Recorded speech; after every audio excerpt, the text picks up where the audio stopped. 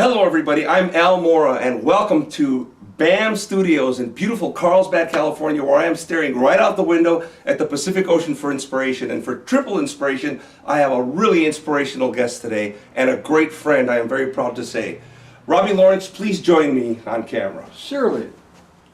Robby, thanks so much for being here today, man. You're welcome. The first thing we're going to wing is a beautiful song that we enjoy jamming on when Robby and I get together. So here it goes, Robby. We're going to fly to the moon. Let's go, baby.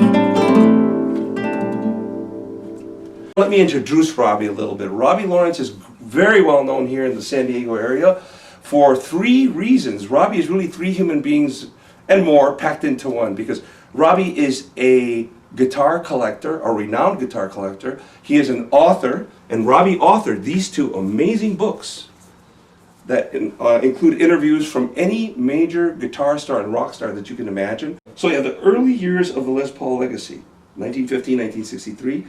The modern era of the Les Paul legacy, 1968 to 2009. And then Robby, in addition to being a collector, and in addition to being an author, you just saw, is a magnificent guitar player. Tell us just a tiny bit about where you grew up and your connection to the music world around you, where you grew up and how you started playing. Tell us a little about that, Robby. Well, I was born in San Diego, and shortly thereafter we took off for Monterey, California, because my dad was at the postgraduate school there in Del Monte. And then we took a naval freighter to Honolulu. And we lived in Honolulu, Waikiki, for 6 months. And how old were you, more or less? Oh, I was like 4 or 5. Any memories? Oh, a lot of memories. Oh, in fact, great. we used to go to the Banyan Tree Court right there at the big hotel and listen to the Hawaiian Calls.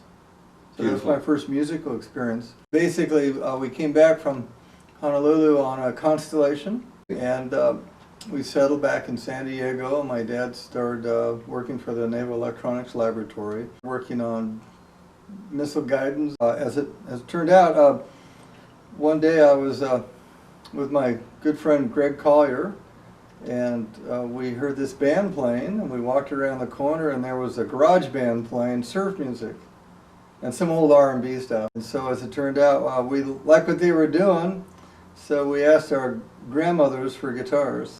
My grandmother got me a K guitar for Christmas, but I started on Greg's guitar, his Stella, a few months earlier, learning songs like Well, What Did I Say, Walk Don't Run, all the hits, you know, that were popular instrumentals and stuff.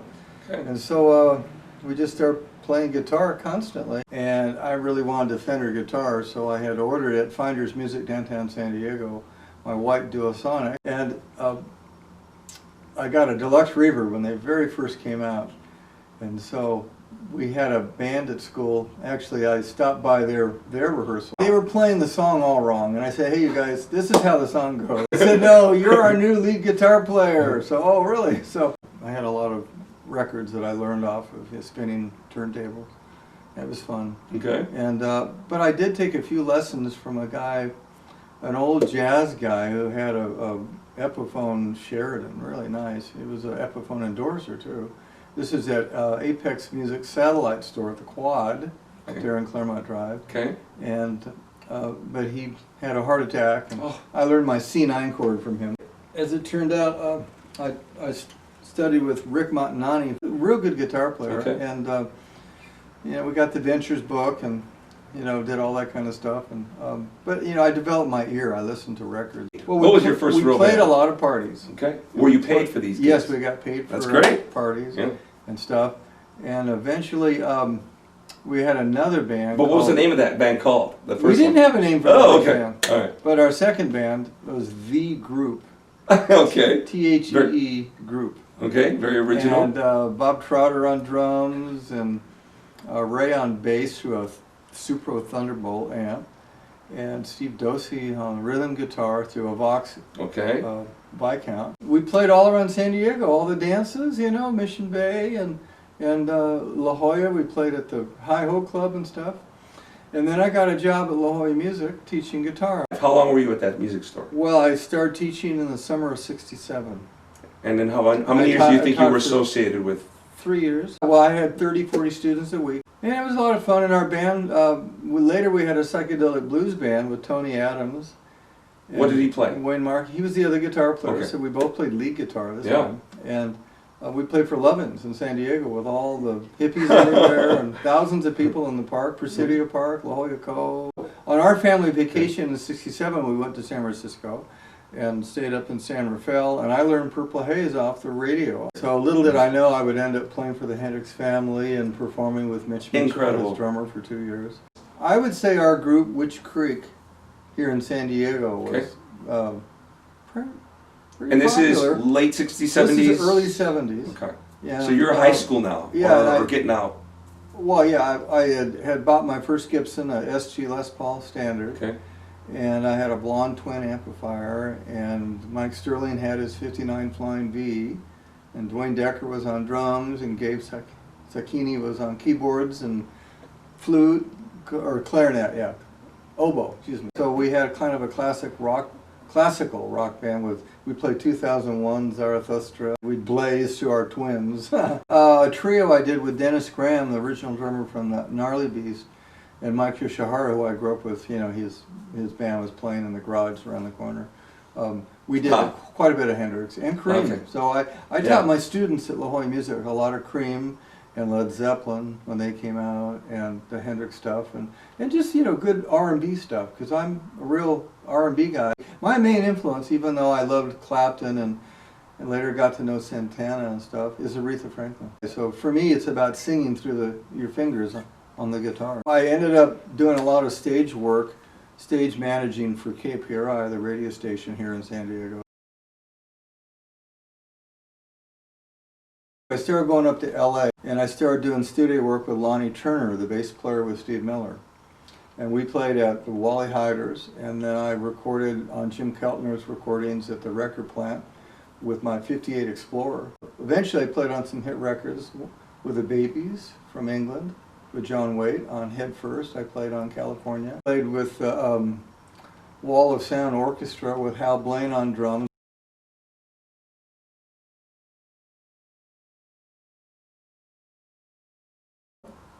I had met Les Paul on a road guitar safari trip across the country to go to all the great guitar factories and meet all the great guitar people. And it was because I'd met Mr. Dopiera, the inventor of the Dobro National guitars in Escondido. And his stories about how it was in the 20s when he invented the National and Dobro, and all the drama that came down fascinated me. And so I had flown to Phoenix to buy a Sunburst Les Paul, a 1960 Tiger Top, and my friends,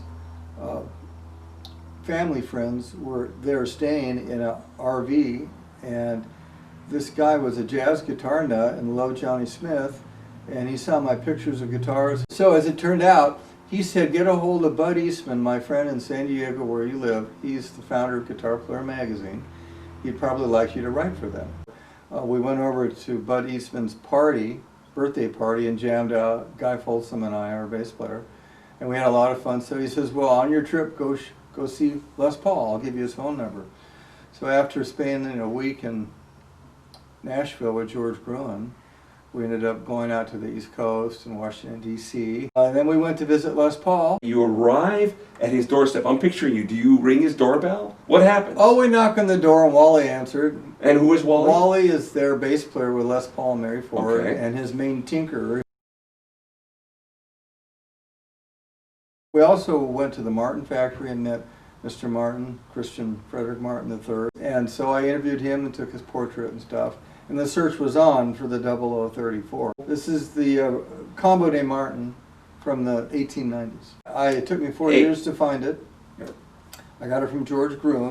Uris at the Blue Guitar was my repairman since the 60s and stuff. So he restored the guitar because the bridge had come off.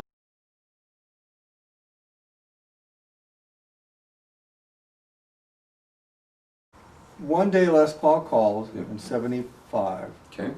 And asked if I wanted to come to New Jersey and live with him. His son Bobby was living with Mary Ford in Covina, and so he stopped by Mary Ford's and got Bobby, and came to San Diego and met my folks. Wow. And we took a 3-day whirlwind drive across the country. We drove across Texas, and we saw something really big in the sky go over us. Do you think? We don't know Was it what a it UFO? was. Don't know what it was. We kept driving across the country through Cleveland and eventually got into New Jersey. I lived with Les Paul for about 6 months, and that's when we started the books.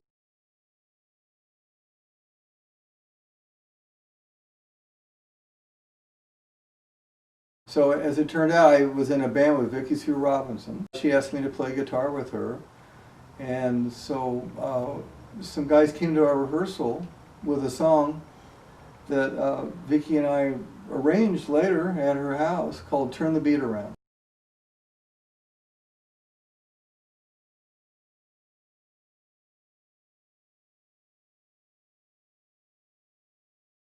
Ken Berry and Dolph started together in the late 60s in Hollywood. So they started off with a pickup truck doing rentals, but when I would rehearse there on Santa Monica Boulevard, they had some guitars for rentals and stuff. So when I came back from New York, they had opened up Sunset Stages on Beechwood at the foot of the Hollywood sign. Wow. So they asked me to run their guitar department.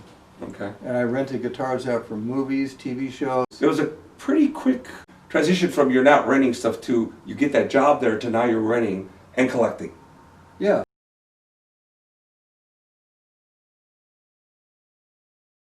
I met people through being a stage manager, and I also started writing for Guitar Player magazine through Bud Eastman and Jim Crockett. So that put me on the map literally, and so I would go out and do lots of interviews for my books. I worked on the Midnight Special. So then I got tired of living in Hollywood after 5 years. I ended up moving to Malibu and becoming a lot more creative, and I wrote my book on Fender. A whole in-depth book with all my interviews with Leo Fender, Freddie Tavares, George Fullerton, Bill Carson, Don Randall, all the people behind Fender I interviewed, as well as the great guitar players, Danny Gatton, all kinds of people, you know, Steve Cropper. My publisher, Hal Leonard, decided to do the 2 books on Les Paul Before Fender. Okay. Okay. And then recently they decided for me to do my 2 books on Gibson, which I'm finishing now. So that's the new 2 books with Hal Leonard, and then the Fender books will come out. This is a Stratocaster body I made in 2001. I made it out of pine. I aged the wood for 10 years, and I cut it out and let Gene Baker, who worked at Fender Custom Shop, do the routing for me, and then I contoured it like a 54, and then I had him painted in a pearl white with a violet overcoat in the clear.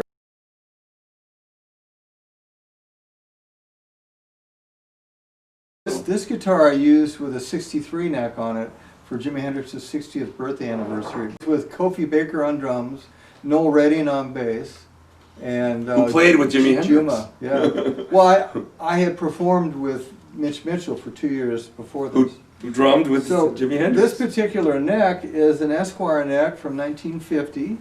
Has no truss rod in it. So this neck I put on here because it reminded me of when I saw Jimi Hendrix play at Newport Pop Festival on Sunday.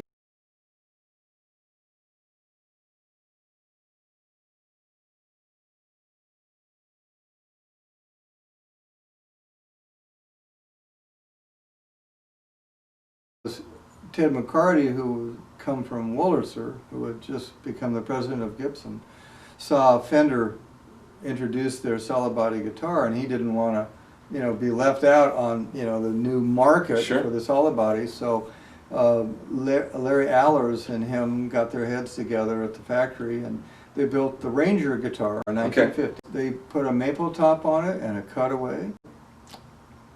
Harry James, guitar player, Tiny Timbrel, suggested Les Paul endorse the guitar because Les Paul and Mary Ford had just had a bunch of hit records, How High the Moon, 1951, and so Les had built a 4x4 guitar at Epiphone he called the Law. The problem was feedback, and that's why when they invited Les Paul to endorse the guitar, Ted took a sharp cutaway prototype, a Sunburst one. We have the natural 1951 sharp cutaway prototype. Who's we when you say we? My buddy Warren and I. Okay. I found it in Kalamazoo in 1972. It's in my Les Paul book. Okay. And then Lee Michaels, who I used to perform with in Malibu, he brought it down from Mill Valley to Malibu.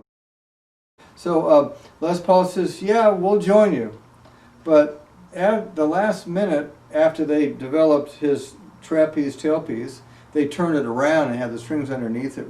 So they produced the guitar with the bridge the wrong way. Those guitars today are worth $200,000 plus. 1959 was the crowning year. In 1960, I have a 60.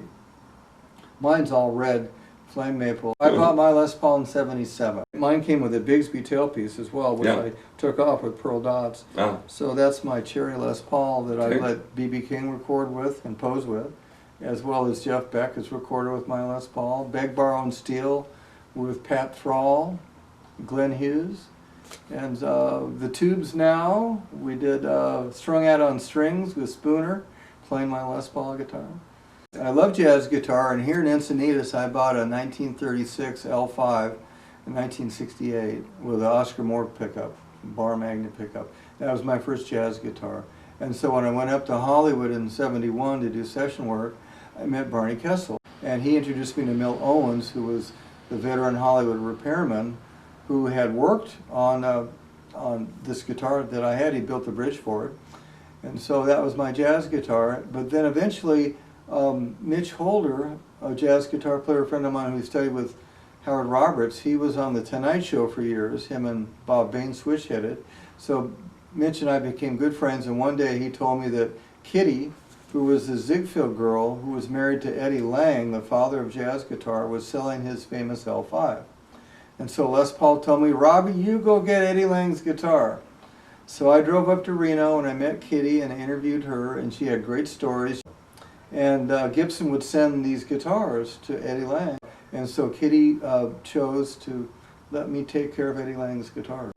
So I've had Eddie Lang's guitar since 1976. And I've let Santana play it, Joe Pass. Normal L5 is $20,000, $25,000, $30,000. But because it has celebrity value, it puts it up far more, There's electric guitars, that belong to Jimi Hendrix and Duane Allman that go for $1 million.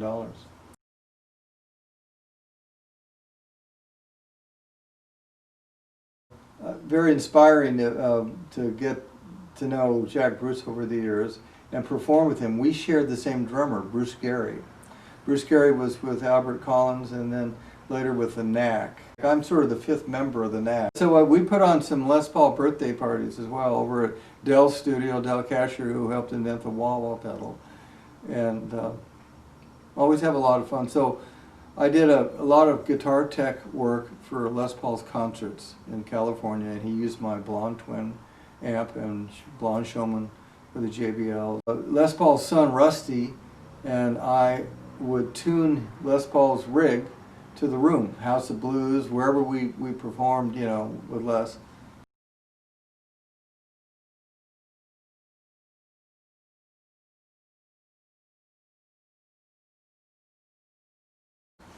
George and Leo Fender invented the precision. George Fullerton. Fullerton invented the precision bass in 1951, the year I was born. And so it was the first fretted production bass guitar with precision of intonation, therefore the name.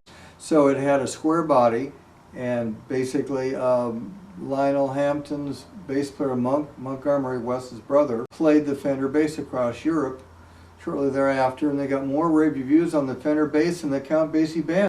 The Stratocaster was born in late '53, but they had to redo the vibrato, and Freddie was on board, and so he pinned the final shape of it, you know. And it had 3 pickups because it had a 3-way switch. So the Jazzmaster came next with an offset body. The X-axis was turned 5 degrees. Okay. So, and it had a different vibrato, and it was, you know, geared towards jazz players with their bigger steel guitar pickup. But it hit with the surf guys. The Safaris and the Inventors played Jazzmasters and Strats and precision basses.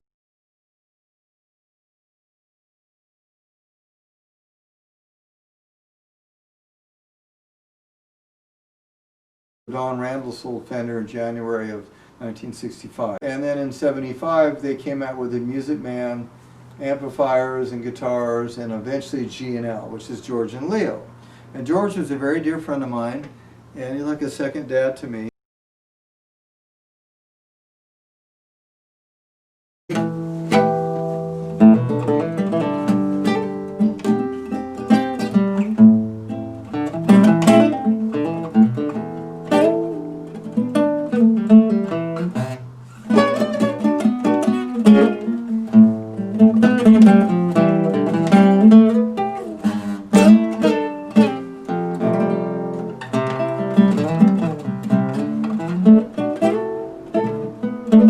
So this magnificent guitar, where Hendrix is being played on a Mexican requinto by the one and only Robby Lawrence, came to me from my uncle Alfred Pisano. Alfred Pisano was a restaurateur. He owned a restaurant called La Hacienda del Sol in Chicago, and Juan Neri, I'm going to say it in Spanish, Juan Neri. Juan Neri was the lead guitarist, the requinto of Los Tres Haces, which is one of Mexico's most successful trios. And so my uncle got this guitar from Juan Neri, who gave it to him because Juan worked for my uncle at his restaurant.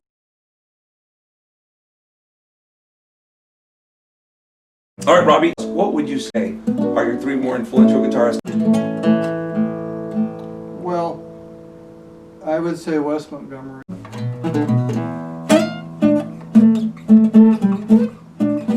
Beautiful, Robbie. All right, next guitarist. Well, I was really blown away by Jeff Beck and the Yardbirds.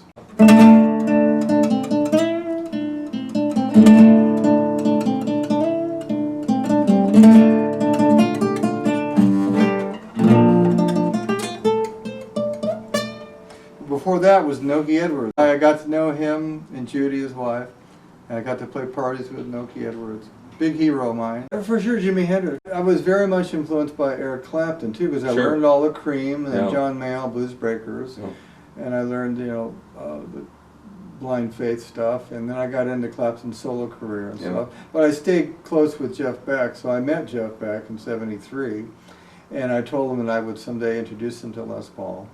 Did that end up happening? I think it did. It did happen in New York when I was living in Les Paul. We went to see the Blow by Blow concert with John McLaughlin, and so I introduced Les Paul to John McLaughlin and a number of people, and Jeff Beck. So then later Jeff Beck came over to do our Les Paul show at Perkins Palace in Pasadena, so that was a lot of fun and so forth. So, but there's the other guys, you know, Danny Gatton I spent a fair amount of time with, and he was very much influenced by Roy Buchanan, who also worked on a record with Stanley Clarke, who's a dear friend of mine. So my big 3 are the most predictable sort of trinity or trio. It is Jimi Hendrix, and it is Eric Clapton and Carlos Santana. And then on the acoustic guitar side, I'm going to name Earl Klugh. you first start learning, at least I did, on acoustic, and then you hear him turn the guitar into a kind of a piano that's really melodic and a little bit jazzy and very George tasteful. Benson brought him out. And Jose Feliciano, right? Jose Feliciano, super nice guy. Oh. He did Les Paul's 90th birthday at Carnegie Hall, and that's where I met him. For many years, I was the house guitar player in Malibu at Trancas, and I backed up people like J.J. Cale a number of times. I played with the Little Feat rhythm section a lot. I played with the Tower Power horn section. A lot of good times. I performed a lot with Mick Fleetwood on drums. I'm going to do a museum when my new Gibson books come out. Basically, I have a lot of historical guitars. I have Peggy Lee's husband, Dave Barber's guitar, which is a 49 ES5 one pickup, flame maple guitar. And then I have an Alcaola custom Epiphone built Gibson that belonged to Alcaola as well. I have a Hawaiian guitar collection and Nunes ukuleles and guitars and tipple. And I have mandolins. I have a 1906 Gibson mandola, and that's very close to my heart.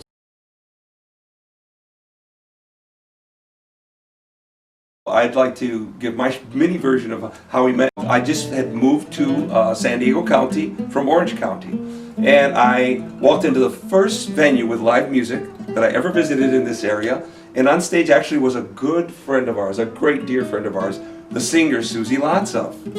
And this woman was moving around the stage, this blonde-haired, blue-eyed little doll, this beautiful woman was singing Aretha Franklin. She was destroying the room, and behind her was this tall, slender, long-haired guy playing some really monstrous guitar. So she came off before you came off. I introduced myself to Susie, and about the time I finished introducing myself to Susie, Robbie was playing Hendrix. He was playing, I think, Hey Joe, and it was just amazing. So I couldn't wait to shake Robbie's hand, and when Robbie came off stage, I said, "Your guitar sounds amazing. I play Les Paul's." And he goes, "Really? Let me show you something." And he pulls this book out of a bag. So that's how I met Robby Lawrence.